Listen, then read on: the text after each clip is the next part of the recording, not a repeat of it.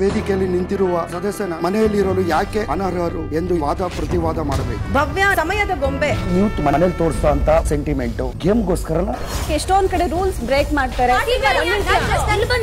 ಗೊತ್ತಾಗುತ್ತೆ rule break ಅಂತ ನೀವೆಲ್ಲ ಟೀಮ್ ಮಾಡ್ಕೊಂಡು ಆಮೇಲೆ ನನ್ನ ಒಬ್ಬಳ ಮೇಲೆ ಪ್ಲೇ ಮಾಡಿದ್ರೆ ನಾನು ಒಪ್ಪಳಕ್ ರೆಡಿ ಇಲ್ಲ.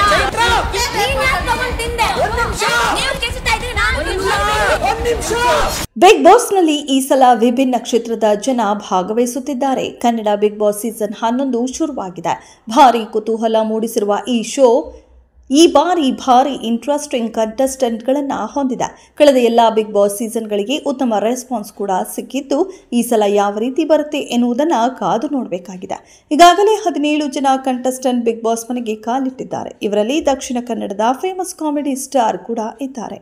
ನನಗೆ ನಾನೇ ನಾಯಕ, ನಿಮ್ಮನ್ನ ನಗ್ಸೋದೇ ನನ್ನ ಕಾಯಕ, ಕಾಫಿ ಕುಡಿಯೋ ಅಭ್ಯಾಸ ಇಲ್ಲ, ಕಂಟೆಂಟ್ ಕಾಪಿ ಮಾಡೋ ದುರಾಭ್ಯಾಸನೂ ಇಲ್ಲ, ನಮ್ದು ಏನೇ ಇದ್ರೂ ಒರಿಜಿನಲ್ ಕಂಟೆಂಟ್ ಎಂದು ಹೇಳಿಕೊಂಡಿರುವ ಸ್ಪರ್ಧಿ ಯಾರು ಗೊತ್ತಾ? ಹೌದು, ಇವರು ಯಾವುದೇ ಕಂಟೆಂಟ್ ಕಾಪಿ ಮಾಡಲ್ವಂತೆ, ಕಾಫಿ ಕುಡಿಯೋ ಅಭ್ಯಾಸನೂ ಇವರಿಗೆ ಇಲ್ವಂತೆ. ನಮ್ಮದೇನಿದ್ರೂ ಒರಿಜಿನಲ್ ಕಂಟೆಂಟ್ ಎನ್ನುತ್ತಾರೆ ಈ ನಟ. ಅದು ಇನ್ಯಾರೂ ಅಲ್ಲ, ಒಬ್ಬೊಬ್ಬ ಮೂವಿಯಲ್ಲಿ ನಟಿಸಿದ ಧನ್ರಾಜ್ ಆಚಾರ್. ಯಮುನಾ ಅವರು ಹಾವು ಪ್ರಾಣಿ ಅಲ್ಲ ಸರ್. ಬೆಳಿಗ್ಗೆ ಎದ್ದ ಕೂಡಲೇ ಬುಸ್ ಅಂತ, ಬೆಳಿಗ್ಗೆ ಎದ್ದ ಕೂಡಲೇ ಬುಸ್ ಅಂತ ಇರ್ತಾರೆ ಸರ್. ಎಲ್ಲಿಗೂ ಹೋಗೋದಕ್ಕೆ ಗೊತ್ತಿಲ್ಲ, ಎದುರು ಅಡ್ಡ ಕಟ್ಟದ ಬುಸ್, ಎಲ್ಲಿಗೂ ಹೋಗೋಕ್ಕೆ ಬಿಡಲ್ಲ ಸರ್. ಅಲ್ಲೇ ಇದು ಬೆಳಿಗ್ಗೆ ಆಯ್ತು, ಹೋಗ್ತಾ ಹೋಗ್ತಾ ಹಾವು ಹೇಗೆ ಒಮ್ಮೆ ಅದ್ರ ಪಾಡಿಗೆ ಬುಸ್ ಕೊಡ್ತಾ ಇರ್ತದೆ. ಒಬ್ರೆ ಒಂದ್ ಚೇರಲ್ಲಿ ಕೂತ್ಕೊಂಡು ಬುಸ್ ಕೊಡ್ತಾ ಇರ್ತದೆ.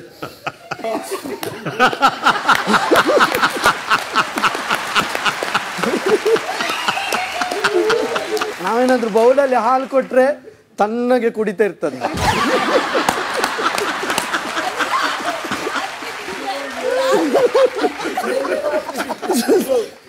ಹಾಲು ಕೊಟ್ಟಿಲ್ಲ ಅಂದ್ರೆ ಕೇಳೋದೇ ಬೇಡ ಸ್ವಲ್ಪ.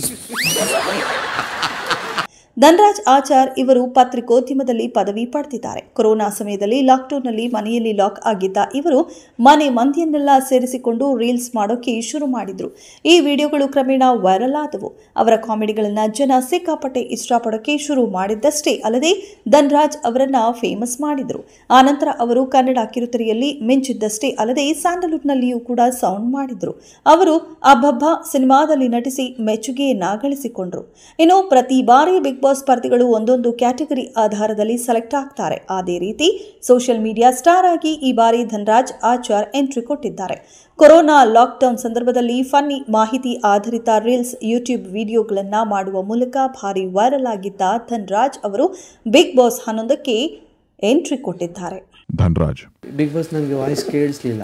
ಬಿಗ್ ಬಾಸ್ಗೆ ಮೈಕ್ ಸರಿಯಾಗಿ ಹಾಕಿಕೊಳ್ಳಿ ಅಂತ ಹೇಳಿದ ಮೊದಲ ಕಂಟೆಸ್ಟೆಂಟ್ ನೀವೇ. Thank you. ಸುದೀಪ್ ಅವರು ನಿಮ್ಗೆ ಏನಂತ ಹೇಳಿದ್ರು? ಒಂಥರ ಜಿಂಕೆ ಇದ್ದಂಗೆ ತಾವು. ಇನ್ನು ಮುಂದೆ ಜಿಂಕೆ ತರ ಉತ್ತರ ಕೊಡಬೇಕು. ಹೇ ಸೂಪರ್ ನಾನು. ಈಗ ಜಿಂಕೆಯಂತೆ ಹೋಗಿ ಈ ಪತ್ರವನ್ನು ಓದಿ.